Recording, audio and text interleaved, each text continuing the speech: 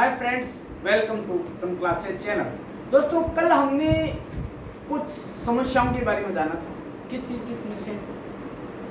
दोस्तों, समस्याओं को जानने से पहले आप सबका स्वागत है, अभिनंदन है, नंदन है, वंदन है आज के इस टन क्लासेस चैनल के एपिसोड में। दोस्तों, कल हमने जाना था कि ग्रामीण विकास की समस्याएं क्या है।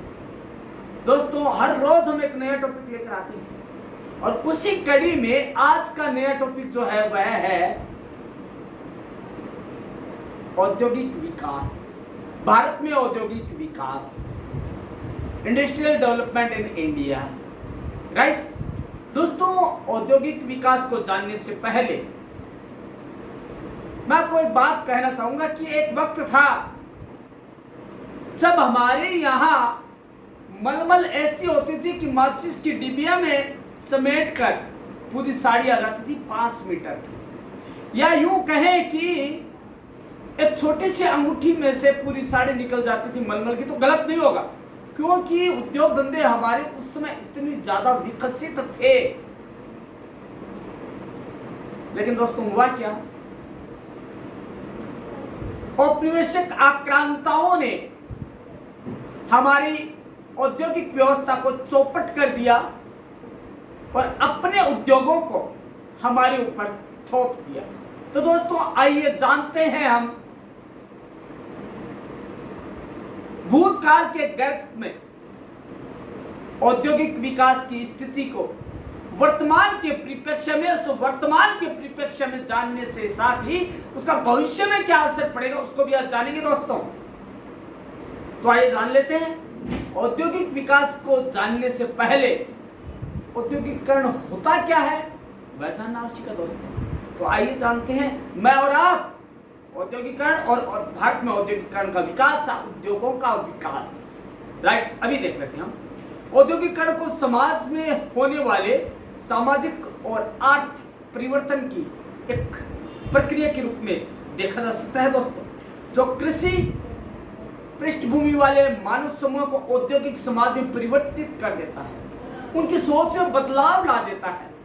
दोस्तों, गांव में ग्रामीण उद्योगों में जब क्रांति आती है, नवीनीकरण आता है, प्रौद्योगिकी का विकास होता है, तकनीक अपनाई जाती है, नवीन मशीनें आती है, इसके अलावा दोस्तों जब स्वरोजगार की सोच विकसित होती है, तब ग्रामीण क्षेत्र भी औद्योगिक विकास की राह में आगे बढ़ने लगते हैं। दोस्तों, तो जैसा कि हम सब जानते हैं कि प्रारंभिक मानव अपनी बुद्धि, वृद्धि और अर्थव्यवस्था के लिए मूल रूप से कृषि पर निर्भर था। उनका यह था कि खेती सब कुछ है, तो खेती थी भी महत्वपूर्ण, क्योंकि उसी से हमारा भरण पोषण होता था। हालांकि तेजी से बदलाव और प्रगति के साथ साथ उन्होंने कंपनी और विनिर्माण इकाइयां स्थापित करनी शुरू कर दी, जिससे कि औद्योगिकरण को भी बढ़ावा मिला। मानव एक जिज्ञासु प्रवृत्ति का प्राणी है, वह दिन प्रतिदिन विकास के बारे में सोचता रहता है। ये कैसे हुआ, हम इस क्षेत्र में आगे और कैसे बढ़ सकते हैं। कृषि से औद्योगिकरण की तरफ जो पलायन हुआ या जो हो रहा है, वह कमोबेश उसकी जिज्ञासा की जो प्रवृत्ति है उसकी वजह से हो रहा है। आज जो हम औद्योगिकरण देखते हैं या देख रहे हैं या भविष्य में होने वाला है औद्योगिकरण, दोस्तों वो सब मनुष्य की बुद्धि, विवेक और जिज्ञासु प्रवृत्ति का ही कारण है। तो दोस्तों, औद्योगिकरण अचानक होने वाला परिवर्तन नहीं है, यह अचानक नहीं होता है, बल्कि एक क्रमिक परिवर्तन है जो एक निश्चित अवधि में होता है। दोस्तों, उत्पादन में वृद्धि एक निश्चित समय में, उत्पादन में कमी एक निश्चित समय में, तो दोस्तों ये निश्चित अवधि होती है। उस आधार पर औद्योगिकरण में कमी या तेजी आती है। दोस्तों, औद्योगिकरण को सामाजिक और आर्थिक विकास और कृषि समाज में, औद्योगिक समाज में परिवर्तन की प्रक्रिया या अवधि के रूप में परिभाषित किया जा सकता है। दोस्तों, कृषि के क्षेत्र में परिवर्तन, दोस्तों कृषि का क्षेत्र वही है, लेकिन मशीनों की वजह से, प्रौद्योगिकी की वजह से, तकनीक की वजह से उसमें परिवर्तन आए और हम और उन्नत ढंग से कृषि करने लगे, उद्योगों को विकसित करने लगे। तो ये दोस्तों क्या है? उद्योगों का विकास है। भारत में औद्योगिक विकास है। दोस्तों, सरल शब्दों में कहा जाए तो औद्योगिकरण कृषि आधारित अर्थव्यवस्था को विनिर्माण वस्तुओं पर आधारित अर्थव्यवस्था में बदलने की प्रक्रिया है। माना कि सारी चीजें कृषि पर आधारित, कृषि से अन्न आता है, अन्न से हमारे विचार बनते हैं। माना कि सब कुछ कृषि पर है, लेकिन उद्योगीकरण उससे अलग नहीं है और न कृषि उद्योगीकरण से अलग हो सकती है। दोस्तों, कई बदलाव आते हैं, कृषि में बदलाव आए हैं जब से औद्योगिकरण हुआ है। नई नई तकनीकी, नए नए संयंत्र, जहां संयंत्र शब्द आ गया औद्योगिकरण अपने आप आ गया। कृषि का विकास हुआ है किसकी वजह से? औद्योगिकरण की वजह से, और औद्योगिकरण आया है कृषि की वजह से। दोनों एक दूसरे के पूरक है, दोस्तों अलग नहीं है किसी भी हालत में, किसी भी दृष्टि में दोनों अलग नहीं है। दोस्तों, ये दोनों समाज की अर्थव्यवस्था को बढ़ावा देने में मदद भी करते हैं। दोस्तों, औद्योगिकरण में कई बदलाव शामिल है, जिससे व्यक्तिगत श्रम की बजाय मशीनीकृत उत्पादन शामिल है। दोस्तों, जो कार्य पहले 100 व्यक्ति करते थे, आज वह 2 व्यक्ति करते हैं। मशीनों को ऑपरेट करना आना चाहिए। इस प्रकार मशीनें श्रम की जगह लेती है, जिससे लागत कम होती है और समय की बचत होती है। दोस्तों, समय की बचत कैसे होती है? वह कार्य जो एक मजदूर या श्रमिक है वह 2 घंटे में काम करता था, आज वही मशीन उससे चौथाई समय में कर रही है और अधिक उत्पादन कर रही है। ये भी है। इसके अलावा इससे उत्पादन प्रक्रिया में होने वाली समस्याओं को हल करने के लिए तकनीकी नवाचार भी शामिल होते हैं। दोस्तों, कई बार क्या होता है, आदमी थक जाता है काम करते करते, उसे आराम चाहिए कि मशीन को जरूरत है तो समय समय पर ग्रीसिंग करने की, रिपेयरिंग करने की, मेंटेनेंस करने की, तो वो क्या होता है, अधिक उत्पादन करती है। तो इसमें प्रौद्योगिकी नवाचार भी शामिल है, जिससे कि वह और उन्नत तरीके से काम कर सके। दोस्तों, आशा है कि आज का जो हमारा यह वीडियो या लेक्चर है वो आपको औद्योगिकरण, महारत्न कंपनियों, भारत में औद्योगिक विकास और मेक इन इंडिया से जरूर रूबरू करवाएगा। और इसी आशा के साथ अपन चलते हैं आगे की तरफ और देखते हैं कि ये परिवर्तन जो है, औद्योगिकरण का विकास है या औद्योगिक विकास है भारत में, वो क्या कहता है और हमारा ये इतिहास क्या कहता है। दोस्तों, कुछ भी जानने से पहले हमें भूतकाल के गर्भ में देखना पड़ेगा, तभी हम वर्तमान और भविष्य की बात कर पाएंगे। दोस्तों, औद्योगिकरण या औद्योगिक क्रांति की शुरुआत 18वीं सदी के मध्य में कई यूरोपीय देशों में हो चुकी थी। 18वीं सदी में यूरोप में औद्योगिक क्रांति के बाद उत्तरी अमेरिका वह दूसरा महाद्वीप था जहां 19वीं सदी में औद्योगिक क्रांति हुई। दोस्तों, यूरोप के कई देश क्रांति का हिस्सा भी बने, जिसमें great Britain, Belgium, Switzerland, Germany, France शामिल है। क्रांति के दौरान देशों में उत्पादन कई गुना बढ़ गया। परिणाम स्वरूप ग्रामीण कार्य औद्योगिक श्रम में बदल गए। क्या हुआ दोस्तों? 18वीं और 19वीं सदी में औद्योगिक क्रांति आई, ब्रिटेन में आई, यूरोपीय देशों में आई। फलस्वरूप क्या हुआ? श्रमिकों का स्थान मशीनों ने ले लिया और उत्पादन कई गुना बढ़ गया। और क्रांति को बढ़ावा देने के लिए वातावरण में कई तकनीकी और अभिनव परिवर्तन भी किए गए। साथ ही तकनीकी विकास भी हुआ, नई नई तकनीकें इजाद होने लगी ताकि मशीनों के माध्यम से अधिक सरल ढंग से काम लेकर और औद्योगिक विकास को और तीव्र किया जा सके। दोस्तों, धीरे धीरे सने दुनिया के विभिन्न देशों में औद्योगिकरण को अपनाया जाने लगा और अर्थव्यवस्था है वो औद्योगिक अर्थव्यवस्था में बदल गई। दोस्तों पूरी एशियाई देशों में औद्योगिक क्रांति 19वीं सदी के मध्य से 20वीं सदी के बीच में आई, जब ब्राजील, रूस, भारत, चीन और दक्षिण अफ्रीका जैसे देश है वो औद्योगिकरण की प्रक्रिया में आए। दोस्तों इससे पहले भारत औद्योगिकरण के क्षेत्र में बहुत सबल था, प्रबल था, सशक्त था, लेकिन ब्रिटिश आक्रांताओं ने हमारी जो पारंपरिक औद्योगिक शक्ति थी उसको क्षीण कर दिया, छिन्न भिन्न कर दिया और हमारे उद्योगों को मटिया मेट कर दिया और अपनी औद्योगिक पावर थी वो हमारे ऊपर थोपते चले गए। तो दोस्तों नुकसान बहुत हुआ, लेकिन हमने पुनः एक बार उठकर चलने की कोशिश की। तो दोस्तों जानते हैं भारत में औद्योगिकरण का विकास, उसका स्वरूप क्या होता है। दोस्तों औद्योगिकरण का पैटर्न जानते हैं, क्या पैटर्न रहा है भारत में।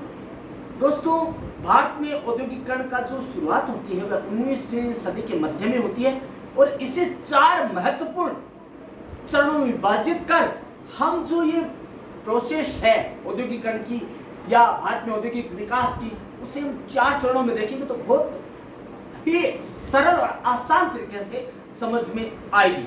दोस्तों प्रथम चरण या समय पूर्व चरण जिसे बोलते हैं, भारत के प्रथम औद्योगिक चरण में पहले 3 योजनाएं शामिल है। ये योजनाओं में बंधा हुआ है औद्योगिक विकास जो भारत का है, उसे हम जानते हैं कि कैसे औद्योगिक विकास हुआ भारत में। तो दोस्तों 3 योजनाएं शामिल है जो एक मजबूत औद्योगिक आधार प्रदान करने में मदद करती है। पहला चरण हुआ 1951 में शुरू हुआ और 1965 तक जारी रहा, 1951 से 1965 तक। प्रारंभिक अवस्था में भारी उद्योगों में निवेश किया गया जिसमें लोहा, इस्पात, मशीन निर्माण क्षेत्र शामिल थे। दोस्तों हमने क्या किया, जैसे देश आजाद हुआ हमारे पास औद्योगिकरण के नाम पे कुछ नहीं था, शून्य।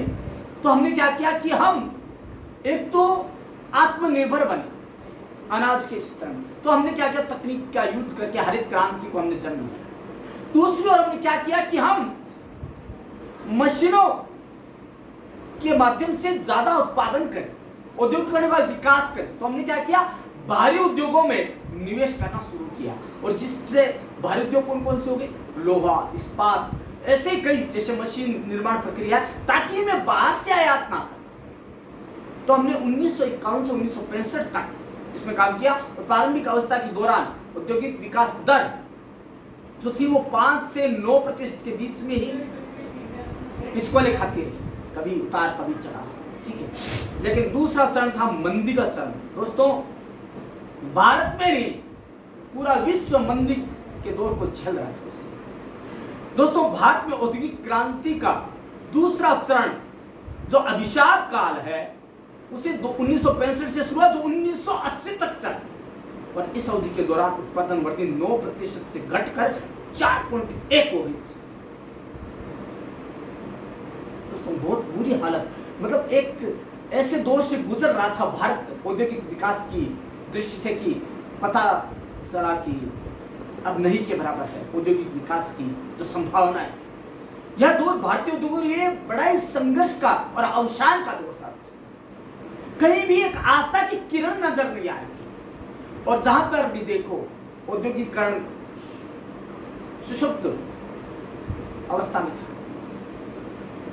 दोस्तों औद्योगिक उत्पादन के प्रतिशत में भारी गिरावट भी आ चुकी थी और 1979 से 1979 से 80 के बीच औद्योगिक विकास दर नकारात्मक रही। दोस्तों इससे ज्यादा और नुकसान का क्या वाकया हो सकता है। यह प्रमाण है उस टाइम की मंदी, भयंकर मंदी के दौर। दोस्तों उसके बाद तीसरा चरण या रिकवरी चरण। दोस्तों सब दिन होतना एक समान, वक्त करवट लेता है। दोस्तों देश काल और परिस्थिति है उसे वक्त को बदलने के लिए मजबूर करती है। दोस्तों मजबूर करता है व्यक्ति का श्रम, व्यक्ति का समस्याओं से सामना करने की प्रबल इच्छा शक्ति, जिज्ञासा, बुद्धि, आत्मविश्वास, आत्मनिर्भरता के प्रति बढ़ने की चाह। और दोस्तों यही हुआ। हमारा जो तीसरा चरण था औद्योगिक विकास का वह रिकवरी काल के नाम से जाना जाने लगा। तीसरे चरण में छठी और सातवीं पंचवर्षीय योजनाएं शामिल है और इसे औद्योगिक विकास दर में सुधार का काल, स्वर्णिम काल कहा जा सकता है दोस्तों, क्योंकि एक ऐसा अवसर आया जब मत प्राय क्षेत्र को, औद्योगिक क्षेत्र को संजीवनी मिली। वो ऐसा एक वानर बलवान आया जिसने कि औद्योगिक क्षेत्र को संजीवनी प्रदान की। और दोस्तों तीसरा चरण 1981 से 1991 तक जारी रहा। इस दौरान यानी 1981 से 85 का जो 5 साल का दौर था, औद्योगिक विकास दर 7% तक उछल गई। बहुत बड़ा उछाल है। जो 4.1 थी वो कितनी हुई? 7% 5 साल में बढ़ गई। हमने सोचा भी नहीं था कि ये हो जाएगा दोस्तों। इसके अलावा 1985 से 90 का 5 साल का जो दौर था, इस दौरान ये 8.6% तक बढ़ गई। दोस्तों हमेशा मंदी का दौर नहीं रहता, हमेशा आंखों में अश्रु है वो दुख के नहीं होते हैं दोस्तों, सुख के भी होते हैं। और ये सुख का दौर था दोस्तों, देश के लिए औद्योगिकरण विकास का दौर था दोस्तों। तो वह क्या, इस समय हमने कौन से औद्योगिक क्षेत्र थे जिसमें हमने महारत हासिल करना शुरू किया? वो था पेट्रोकेमिकल्स और केमिकल्स जैसे उद्योगों में विकास दर और भी तेज रही, वो 11.19%। बड़ा ही औद्योगिकरण का स्वर्णिम काल जिसे कहा जा सकता वो हुआ देश में। हालांकि लोहा और इस्पात जैसे भारी उद्योगों में 5% की ही वृद्धि देखी गई, लेकिन यह स्पष्ट है कि भारी उद्योगों में, रासायनिक उद्योगों की ओर औद्योगिक विकास के बदलाव को दर्शाया जाता है। और एक वक्त आता है जब हर क्षेत्र में विकास होता है, दूसरे क्षेत्र में नहीं होता, लेकिन अगली बार उन सभी में विकास होता है। विकास एक प्रक्रिया है, निरंतर चलने वाली प्रक्रिया है, रुकती नहीं है। किसी भी क्षेत्र में विकास होगा, कई बार नकारात्मक, कभी सकारात्मक। दोस्तों चौथा जो चरण आया, चौथा जो चरण था वह कौन सा था? औद्योगिक क्रांति का चौथा चरण, जिसे हम अंतिम चरण 1991 से शुरू हुआ। इस चरण में उद्योगों में तेजी से गिरावट आई, जिसके बाद विकास दर में तेजी और गिरावट भी आई। वस्तु की निर्यात में गिरावट, सरकारी मौद्रिक नीति के कारण औद्योगिक विकास दर में गिरावट आई। तो ये हमारे कुछ 4 चरण हैं। उन चारों चरण में ये हमारे साथ घटित हुआ दोस्तों। अब हम आते हैं ग्रामीण जो औद्योगिकरण है उसकी क्या हाल रही दोस्तों। ग्रामीण औद्योगिकरण को ग्रामीण क्षेत्रों में बड़े और छोटे पैमाने की उत्पादन इकाइयों को प्रोत्साहित करने के लिए और स्थापित करने की प्रक्रिया के रूप में परिभाषित किया जा सकता है। ग्रामीण औद्योगिकरण क्या है? वहां पे छोटे छोटे उद्योगों को स्थापित करना और उन्हें बढ़ावा देना, यह ग्रामीण औद्योगिकरण। यह विनिर्माण संयंत्रों को ग्रामीण क्षेत्रों में नियोजित रूप से स्थानांतरित करने या पुनर्स्थापित करने की प्रक्रिया है। मतलब कि लोग शहरीकरण की तरफ पलायन ना कर जाए, इसलिए ग्रामीण क्षेत्र में उद्योगों की स्थापना करना और उनका विकास करना, यह प्रमुख रीजन है। ग्रामीण औद्योगिकरण का मूल उद्देश्य ग्रामीण क्षेत्र में रहने वाले लोगों को पूरी तरह बदलना या उनका उत्थान करना है, ताकि वे शहरीकरण की ओर आकर्षित ना हो और अपना जमीन शहरीकरण के हवाले ना करें। दोस्तों यह ग्रामीण क्षेत्र में लोगों के जीवन स्तर को बढ़ाने में मदद करती है और उन्हें रोजगार के अवसर भी प्रदान करती है दोस्तों। लेकिन फिर भी एक बात बताऊंगा ना दोस्तों, ब्रिटिश काल ने ग्रामीण औद्योगिकरण को भी नहीं छोड़ा दोस्तों। उनकी सोच तो एक ही थी, यह प्रकरण भारत की जो सोने की चिड़िया है उसके पर को कतर देना, उसको लूट लेना, खसोट लेना, और यही हुआ दोस्तों। उन्होंने क्या किया, औद्योगिकरण के क्षेत्र में ऐसा भ्रमजाल फैलाया कि हमारी सोने की चिड़िया है उनके पिंजरे में कैद होकर रह गई, तड़फड़ाती रही, लेकिन कोई नतीजा नहीं निकला 1947 से पहले। दोस्त जानते हैं कि उन्होंने क्या किया हमारे औद्योगिकरण के साथ। तो दोस्तों भारत में अंग्रेजों के आगमन से पहले भारतीय उद्योग की वैश्विक उपस्थिति थी दोस्तों। विश्व मानचित्र पटल पर भारत औद्योगिकरण क्षेत्र में सबसे पहले नंबर पे, अव्वल नंबर पे था दोस्तों। ढाका की मलमल हो, चाहे हमारे हीरे जवाहरात की बात हो, चाहे सोने चांदी की खदानों की बात हो, बड़ा ही प्रबल, बड़ा ही सबल औद्योगिकरण था हमारे यहाँ। दोस्तों, भारत में अंग्रेजों के आगमन से पहले भारत विश्व के औद्योगिक उत्पादनों का 1/4 हिस्सा था, मतलब 1/4 हिस्सा जो कि उत्पादन होता था वह भारत में होता था। कोई भी चीज का, चाहे अन्न हो, चाहे वो कि कपड़ा हो, चाहे किसी भी चीज का हो, भारत से, क्योंकि भारत की जो माइथोलॉजिकल लाइफ है बहुत बड़ी समृद्ध और संपन्न रही है दोस्तों। उसमें बड़े बड़े आविष्कार हुए हैं, लेकिन इन भयाक्रांताओं ने, जिनको ये डर था कि भारत यदि विश्व शिरोमणि बन गया तो हमें कौन पूछेगा, तो उन्होंने सारे हमारे वेद पुराण उपनिषद सब नष्ट कर। और हुआ क्या, हमारे हाथ में दास्ता की बेड़ियां आई, जंजीरें आई। दोस्तों, भारत से निर्यात में कपास, रेशम, कलात्मक बर्तन, इसके अलावा रेशम और ऊनी कपड़े जैसे निर्यात होता था सामान। आयात में निर्यात करता था अच्छी खासी मुद्रा में। दोस्तों, ब्रिटिश नीति और औद्योगिक क्रांति के प्रभाव से भारतीय हस्तशिल्प का उद्योग पतन के गर्त में समा गया। उसके बाद आई ब्रिटेन में औद्योगिक क्रांति के बाद भारतीय बाजारों में मशीनों से बने सामान की बाढ़ आ गई। जो हमारा हस्तशिल्प था वो लगभग नष्ट प्राय हो गया। दोस्तों, भारत में पारंपरिक हस्तशिल्प के पतन के बाद आधुनिक औद्योगिकरण का उदय नहीं हुआ, क्योंकि ब्रिटिश सरकार की नीति ब्रिटिश निर्मित वस्तुओं के आयात और भारत से कच्चे माल के निर्यात को ही प्रोत्साहित करने की थी। उनको कभी नहीं लगा कि हम भारत को एक औद्योगिकरण के क्षेत्र में एक प्रबल राष्ट्र बनाए, क्योंकि उनका यह था कि हम यहां से यहां की मुद्रा काम में ले और निर्यात हम करें कच्चे माल को और आयात करें उस कच्चे माल से बनी हुई चीजों को, ताकि भारत की जो मुद्रा है, भारत की जो व्यवसायी परंपरा है, जो आर्थिक स्थिति है, हम उसे और भी दयनीय स्थिति में ला दें। दोस्तों, उस समय की जो स्थिति थी उसे हम कई भागों में बांट कर देख सकते हैं। दोस्तों, पहला, उसके बाद क्या हुआ उसको देखते हैं कि हमने अभी जाना कि 4 चरणों में बांट कर देखा, लेकिन उन 4 चरणों में किन किन चीजों का विकास हुआ हम देख लेते हैं। दोस्तों, जब देश आजाद हुआ, उन बेड़ियों के निशान नीलोत्तमा अभी भी हमारे मन और मस्तिष्क पर गहरे घाव किए हुए थे। जरूरत थी उन गहरे घावों को याद कर, उस टीस को महसूस कर, उस क्षेत्र में बदलाव लाने की। तो दोस्तों, हमने प्रथम चरण के रूप में 1950 से 65 तक का दौर शुरू किया, ताकि हम वैश्विक औद्योगिकरण के क्षेत्र में अपना नाम कमा सके।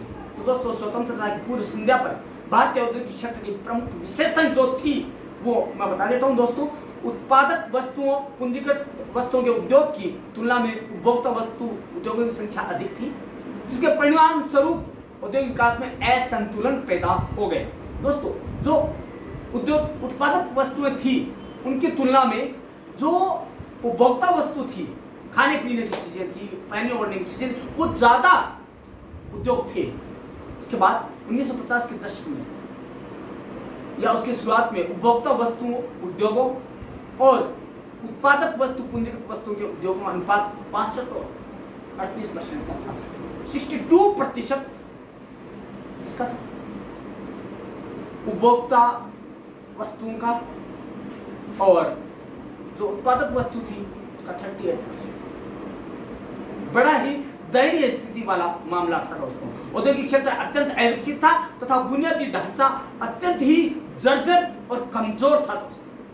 इसके अलावा औद्योगिक क्षेत्र को सरकारी सहायता की कमी और अविकसितता का एक महत्वपूर्ण कारण नहीं माना गया, क्योंकि दोस्तों मूल हमारा उद्देश्य था आत्मनिर्भरता की तरफ, अनाज में आत्मनिर्भरता। तो हमने क्या किया, पहले हरित क्रांति पर जोर दिया। उसके बाद है औद्योगिक संरचना और स्वामित्व का केंद्र कुछ ही हाथों में था उस समय, क्योंकि देश आजाद हुआ था, क्योंकि प्रबंधन की कमी थी उसमें। दोस्तों, इन कमियों के परिणाम स्वरूप राष्ट्रीय नेतृत्व इस आम सहमति पर पहुंचा कि आर्थिक संप्रभुता और आर्थिक स्वतंत्रता औद्योगिक जो बुनियादी ढांचे के विकास सहित तीव्र औद्योगिकरण में ही निहित है। उनका ये मानना था कि हमें यदि औद्योगिकरण करना है तो हमें क्या करना होगा कि जो निर्यात की जा सकती है चीजें उनका हमें अधिक उत्पादन करना होगा, विस्तार करना होगा, ताकि औद्योगिकरण आगे तेजी से बढ़ सके। दोस्तों, परिणाम स्वरूप क्या हुआ, पहली 3 पंचवर्षीय योजनाओं में औद्योगिक उत्पादन की वृद्धि दर में जोरदार तेजी देखी गई, जो कि वृद्धि दर 5.7 से बढ़कर 7.2% हो गई। अंततः पहली, दूसरी, तीसरी परियोजनाओं में ये 9% हो गई, मतलब लास्ट तक जाते जाते 9% हो गई।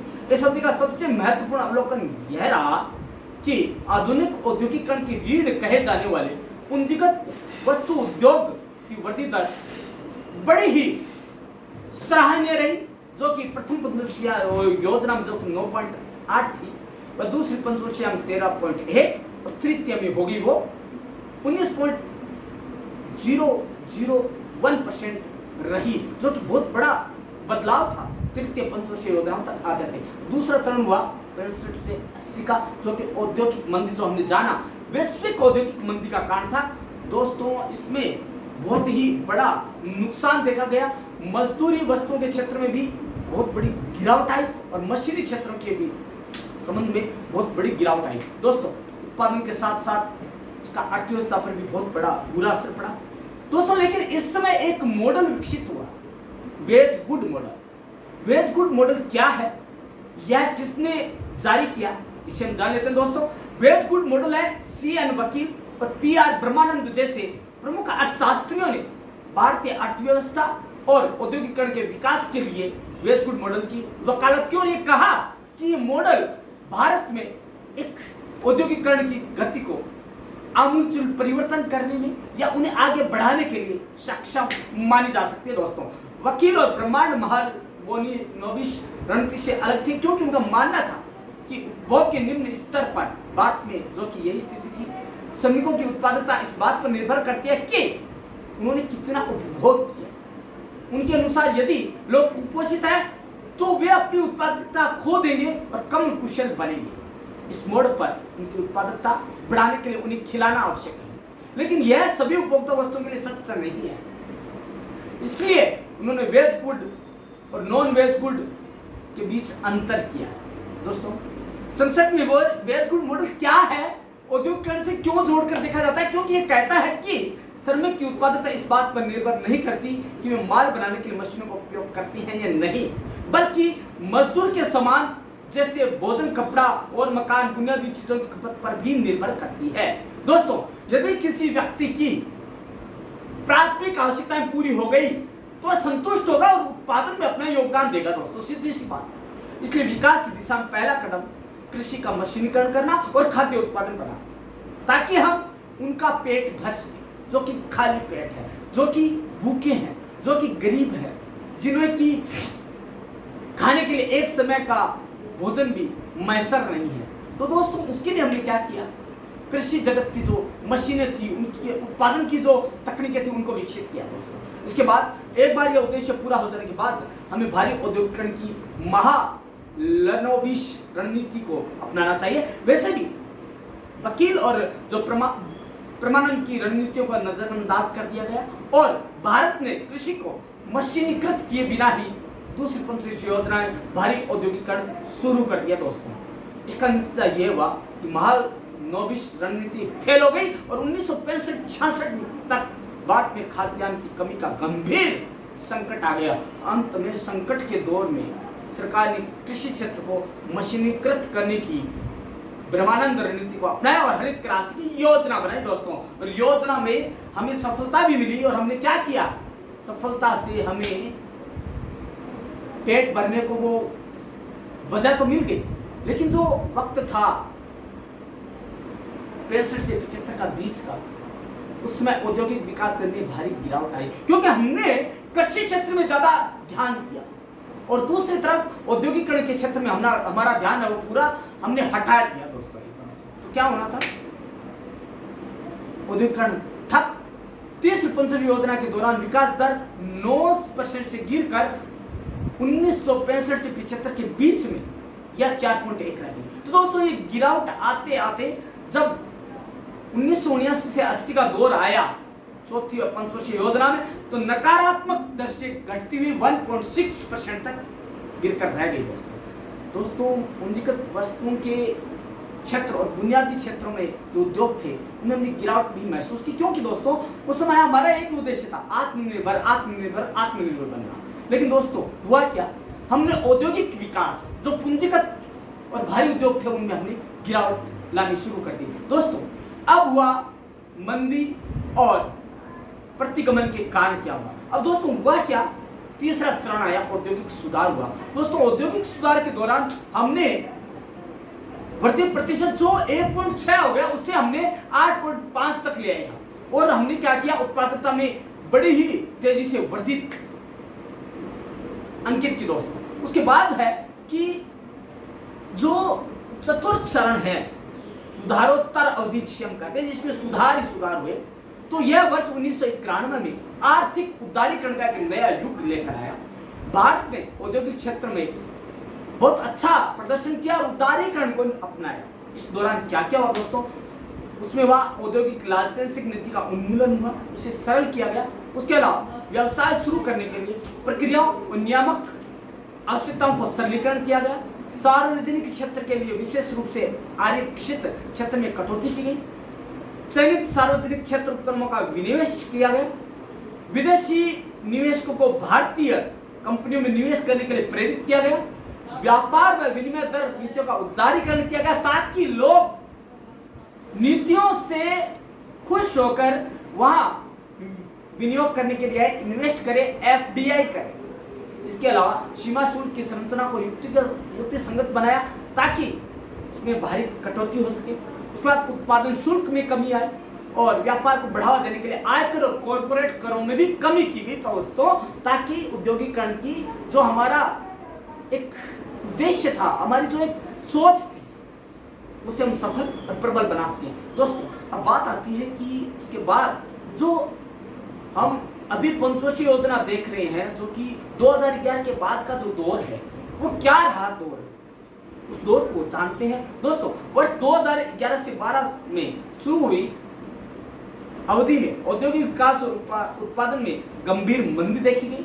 इस अवधि के दौरान मंदी आना स्वाभाविक भी है। क्यों था, वैश्विक वित्तीय संकट के कारण विकसित पश्चिमी देशों से निर्यात की मांग कमजोर होना। दोस्तों यह केवल हमारे ही नहीं, वैश्विक वित्तीय संकट था, क्योंकि दोस्तों पश्चिमी देशों में वित्तीय संकट का मेन वजह बताऊं क्या है। दोस्तों जानकर आश्चर्य होगा कि वहां पर सिर्फ और कैट नहीं, सिर्फ और कैबेज नहीं, सिर्फ और कैटल नहीं, सिर्फ और क्रेडिट कार्ड सिखाया जाता दोस्तों, और सारे उधार की जिंदगी जी रहे हैं।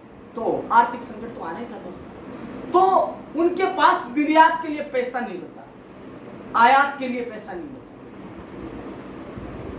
वो आयात किस चीज से कर, क्योंकि क्रेडिट तो वो ले चुके थे। अब दोस्तों बात है घरेलू मांग में मंदी। हमारे यहाँ पे पैसा नहीं था उस समय, क्योंकि बहुत अधिक जो थी हमारे यहाँ महंगाई आ गई थी, तो घरेलू मांग में मंदी हो गई। उसके बाद लगातार उच्च मुद्रास्फीति के कारण भारतीय रिजर्व बैंक द्वारा भारत में उच्च रुचि बनाए रखी गई कि भारत को सबल, प्रबल और मुद्रा नीति के अनुसार उसे सबल और प्रबल बनाया जाए। उसके अलावा निवेश पर कमजोर रिटर्न के कारण निजी क्षेत्र द्वारा निवेश के क्षेत्र में मंदी आना, इन्वेस्टमेंट जीरो। सार्वजनिक क्षेत्र के बैंकों के बढ़ते NPA के कारण उनके द्वारा दिया जाने वाला ऋण और उधार कमजोर हो गया।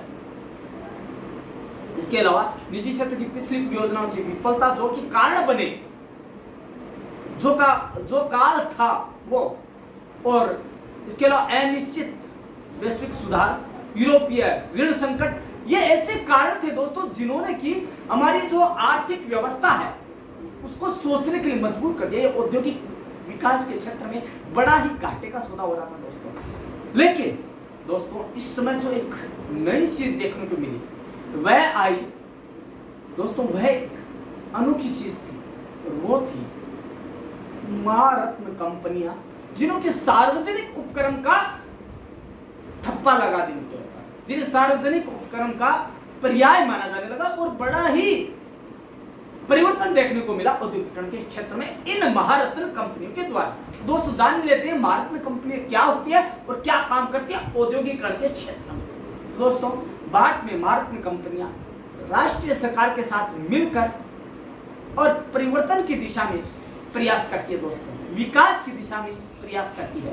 इन कंपनियों को अतिरिक्त वित्तीय और परिचालन स्वायत्तता प्राप्त होती है, जिससे वैश्विक स्तर पर विस्तार और प्रतिस्पर्धा करने में सक्षम महसूस करती है। दोस्तों वो क्या करती है, इनको सरकार द्वारा आर्थिक स्वायत्तता और भी कई रियायतें दी जाती है, ताकि वे अपने आप को सबल सक्षम बनाकर वैश्विक स्तर पर जो प्रतिस्पर्धाएं होती है और जो कि विस्तार है उसको वो सफल बना सके। दोस्तों भारत में कंपनियों में विभिन्न प्रकार के सरकारी स्वामित्व वाले व्यवसाय और उद्योग भी शामिल है, जैसे कि सार्वजनिक क्षेत्र के बैंक, केंद्रीय सार्वजनिक क्षेत्र के उद्यम और राज्य स्तरीय सार्वजनिक उद्यम। दोस्तों वे सरकार की अनुमति के बिना किसी भी परियोजना में अपने मूल्य का 15% तक निवेश कर सकते हैं। कितने? 15% तक निवेश करके और वो देश के लिए कल्याण की योजना बना सकते हैं। दोस्तों अब बात आती है कौन सी भारतीय कंपनियां हैं भाई जो कि देश में विकास की बात करती हैं। तो जानते हैं दोस्तों कौन कौन सी हो भारत में कंपनियां? पहले तो है वो है क्या, वो ऐसी कंपनियां जिन्हें भारत सरकार द्वारा स्वायत्तता और अधिकार प्रदान किए गए हैं। दोस्तों महारत्न का अर्थ क्या? महा प्लस रत्न, एक महान रत्न। यह दर्शाता है कि कंपनियां राष्ट्र और वैश्विक स्तर पर कितना महत्व रखती है। दोस्तों ये कंपनियां देश में सबसे प्रभावशाली और वित्तीय रूप से मजबूत सार्वजनिक क्षेत्र के उपक्रमों में से एक है PSU। दोस्तों अब बात आती है हमारे भारत में इस समय कितनी और कौन कौन सी महारत्न कंपनियां हैं। दोस्तों जान लेते हैं 2024 तक भारत में 2024 तक एक सूची जारी हुई है, एक नई सूची जो आपने आज से पहले न तो कभी सुनी होगी न कभी जानी होगी, क्योंकि परम क्लासेस चैनल आज ही तो आपको बता रहे हैं वो महारत्न कंपनियां जो कि भारत में औद्योगिक विकास की गति को तेज करने के लिए दायित्व को निर्वहन किए हुए हैं। तो दोस्तों वो कौन सी कंपनियां हैं जिसे महारत्न कंपनियों का दर्जा दिया गया है, ताकि वो सार्वजनिक उपक्रम ही नहीं देश में औद्योगिकरण के विकास को भी तेज कर सके। दोस्तों तो हम जान लेते हैं वन बाय वन। पहली है BHEL। क्या नाम है दोस्तों पूरा? भारत हेवी इलेक्ट्रिकल्स लिमिटेड, जिसे 1964 में स्थापित किया गया। उसके बाद Bharat petroleum corporation limited BPCL, उसे 1952 में शुरू किया गया। गेल इंडिया लिमिटेड, गेल वाला नहीं, गेल इंडिया लिमिटेड जो कि 1984 में स्टार्ट की गई। उसके बाद कोल इंडिया लिमिटेड जो सबसे प्रभावी रही, जो है CIL, कोल इंडिया लिमिटेड 1975। इसके बाद Hindustan petroleum corporation limited HPCL, ठीक है दोस्तों, इन 1974 में अपने अस्तित्व में आई। इसके बाद steel authority of India limited, SAIL जिसे कहते हैं, यह 1954 में आई। उसके बाद राष्ट्रीय ताप विद्युत निगम जो कि NTPC के नाम से जानी जाती है, यह 1975 में अपना कार्य शुरू करना इसने शुरू कर दिया। इसके बाद ग्रामीण विद्युतीकरण निगम लिमिटेड REC 1969 में इसने अपने पर फैलाने शुरू कर दिए। दोस्तों उसके बाद है power finance corporation. Power finance corporation है दोस्तों, वह 1986 में, जिसे कि PFC कहा जाता है, अस्तित्व में आई और भारतीय औद्योगिकरण के विकास में अपना योगदान शुरू किया। दोस्तों power grid corporation of India limited, जिसे हम पावर ग्रिड के नाम से जानते हैं, उसने 1989 में भारतीय औद्योगिकरण के क्षेत्र में वह बदलाव लाने की कोशिश की कि लोग देखते रह गए कि बदलाव हो तो ऐसा, यह है पावर ग्रिड। उसके बाद Indian oil corporation limited IOCL, दोस्तों इसने 1959 में आकर भारत में जो कि शक्ति आधारित जितने भी उद्योग थे उनमें अपनी अहम भूमिका का निर्वहन किया और भारतीय औद्योगिकरण के विकास में अपने योगदान से पीछे नहीं हटी। दोस्तों तेल एवं प्राकृतिक गैस निगम लिमिटेड, इसने भारत में 1956 में स्थापित होकर भारत में जितनी भी पेट्रोलियम संबंधी आवश्यकताएं थी उन सबको, या प्राकृतिक गैस, इनसे संबंधित जो भी कमियां थी उनको पूरी कर औद्योगिकरण विकास की जो गाड़ी थी उसे और तीव्र गति से आगे धकेलना शुरू किया। उसके आगे ऑयल इंडिया लिमिटेड OIL 1959 में शुरू होकर एक महारत्ना कंपनियों का खिताब तो जीता ही, लेकिन दोस्तों साथ ही औद्योगिकरण की गति को भी तेज करने में अपना सर्वस्व योगदान दिया दोस्तों। इसके अलावा दोस्तों यदि जानना है हमें भारत में महारत्न कंपनियों की विशेषताएं क्या है, क्यों उन्हें महारत्न कंपनियां बनाया जाता है, क्यों उन्हें दर्जा दिया जाता है, तो दोस्तों बता दूं, पहले तो है वित्तीय स्वतंत्रता। इन कंपनियों को अधिक वित्तीय स्वायत्तता प्राप्त होती है ताकि वे त्वरित में कुशल निर्णय ले सके और निवेश कर सके दोस्तों, देश के हित में और औद्योगिक विकास को गति देने के लिए दोस्तों। इसके अलावा है निर्णयदाता अधिकारी है दोस्तों, ये निर्णय ले सकती है, निर्णय दे सकती है और सरकार को अपना एक अच्छा एक अभिभावक मानती है दोस्तों। उसके लिए ये कंपनियां रणनीतिक निर्णय लेने, विकास और नवाचार को बढ़ावा देने और उन अधिकारों का सही ढंग से पालन करते हुए दायित्व को पूरा करने के लिए जानी जाती है दोस्तों। विस्तारित निवेश दायरा दोस्तों, ये महत्वाकांक्षी परियोजनाएं शुरू करने के लिए जो महारत्न कंपनियां हैं ये निवेश ज्यादा करती है दोस्तों, उन्हें उधार लेने के विशेषाधिकार भी है। ये सरकारी अनुमोदन की आवश्यकता के बिना ही वित्तीय संस्थाएं जो बड़ी बड़ी है उनसे धन उधार लेने की क्षमता भी रखती है दोस्तों, ताकि वे सही समय पर निर्णय लेकर देश का जो विकास है उसे आगे बढ़ा सके। उसके अलावा विश्वव्यापी पहुंच, ये दोस्तों केवल देश में कारोबार नहीं करती है, ये करती है विश्व स्तर पर कारोबार, ताकि वहां तक पहुंच सके और हम हमारी जो सोच है उसको प्रबल बना सके।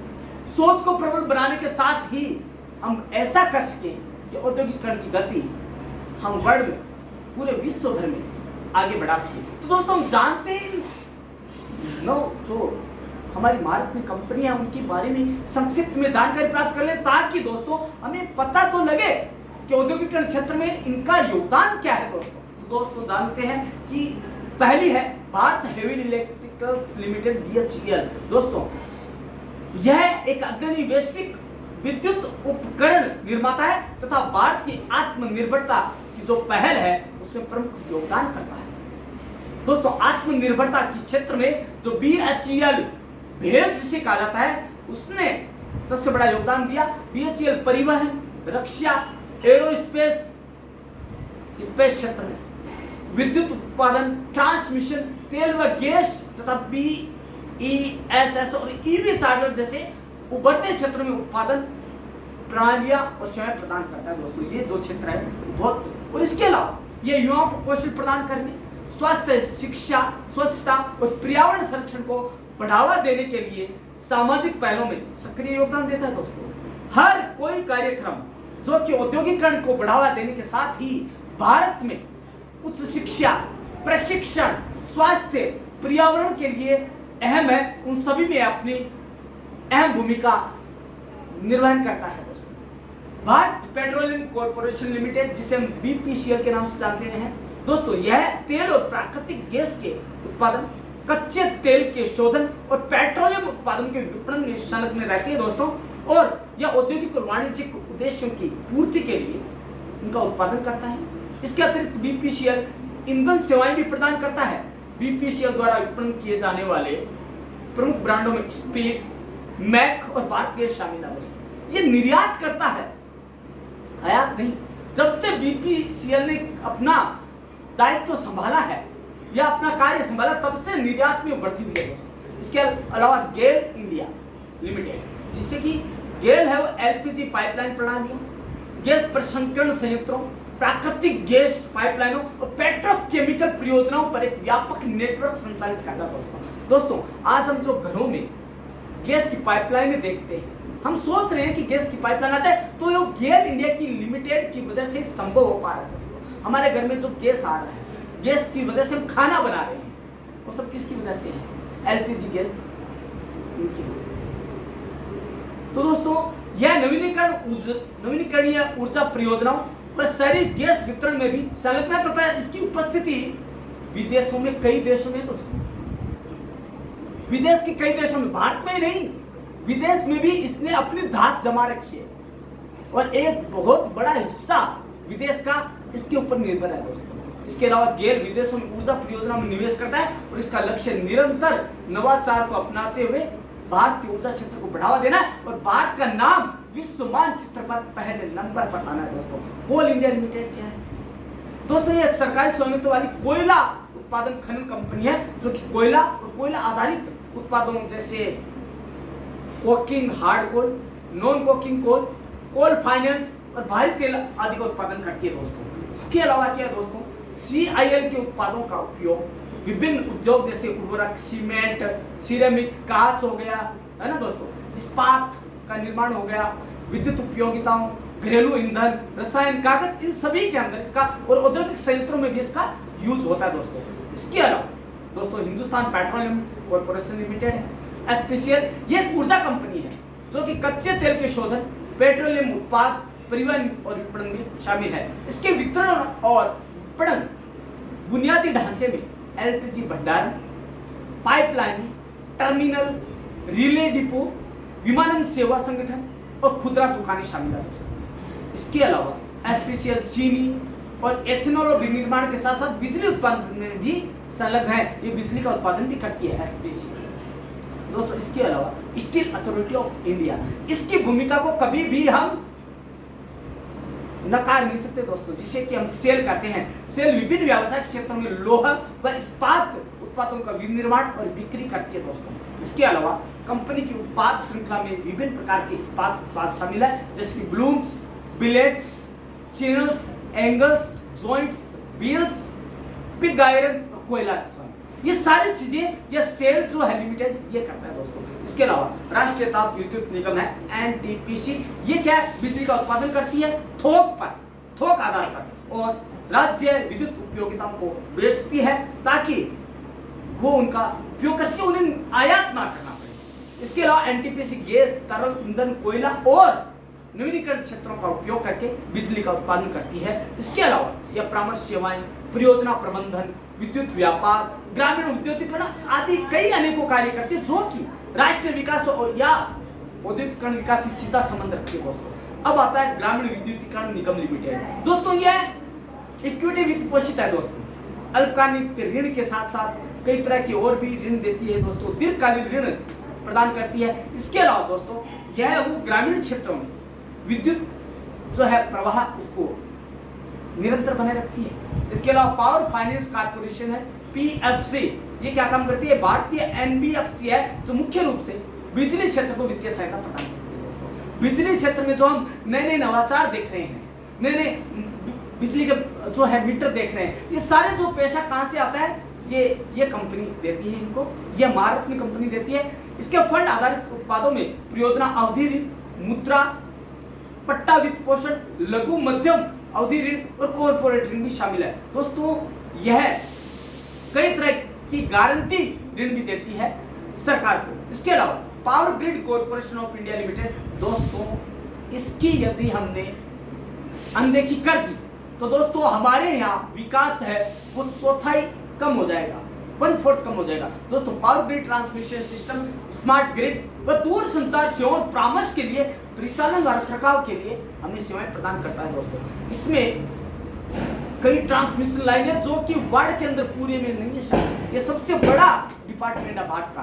कंपनी भारत में ट्रांसमिशन नेटवर्क की योजना बनाने, समन्वय करने और तैनाती के लिए विविध प्रौद्योगिकी तकनीक का उपयोग करती है। दोस्तों इंडियन ऑयल कॉर्पोरेशन IOCL, यह एक एकीकृत तेल और गैस कंपनी है जो कि अन्वेषण, उत्पादन, शोधन और विपणन में लगी हुई है। दोस्तों इसके अलावा यदि हम जानते हैं तेल व प्राकृतिक गैस लिमिटेड क्या है, तो दोस्तों यह भारत की सबसे बड़ी कच्चा तेल और प्राकृतिक गैस कंपनी है जो देश के घरेलू उत्पादन का लगभग 71% योगदान देती है। दोस्तों यह IOCL, BPCL, SPCL, MRPL इसकी सारी कंपनियां जो कि पेट्रोल उत्पादन के निर्माण के लिए कच्चे तेल का उपयोग करती है। दोस्तों इसके अलावा पेट्रोल, डीजल, केरोसिन, नेफ्ता और रसोई गैस का भी उत्पादन करने में सक्षम है। ऑयल इंडिया लिमिटेड, जिसे कि हम OIL कहते हैं, ऑयल तेल और प्राकृतिक गैस के अन्वेषण और उत्पादन में अपना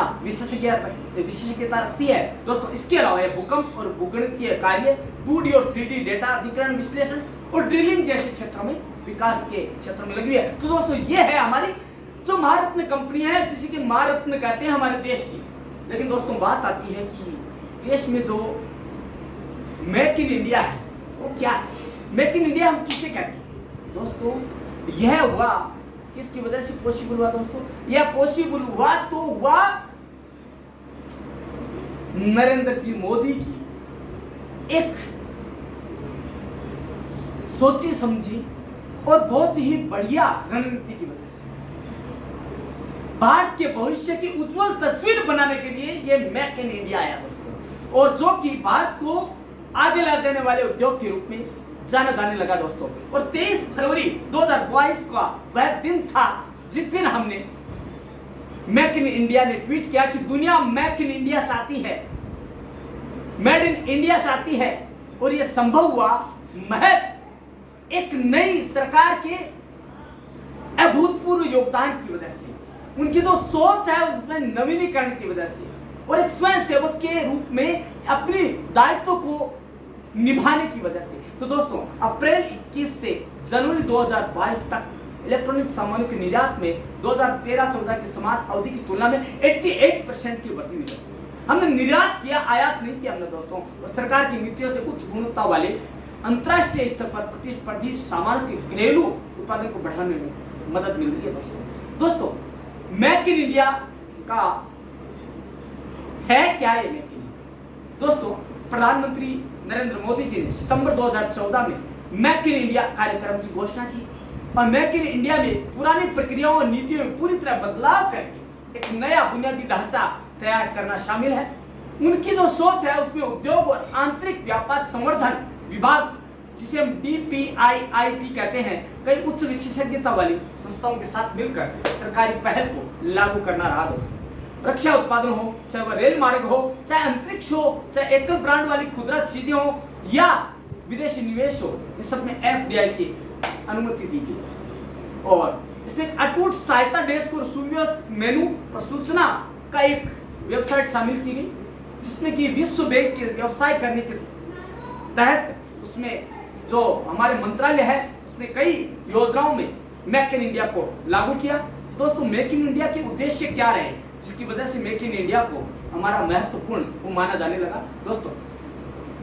पहला मेक इन इंडिया का जो उद्देश्य रहा वो था भारत को विश्वव्यापी डिजाइन और विनिर्माण केंद्र बनाना दोस्तों।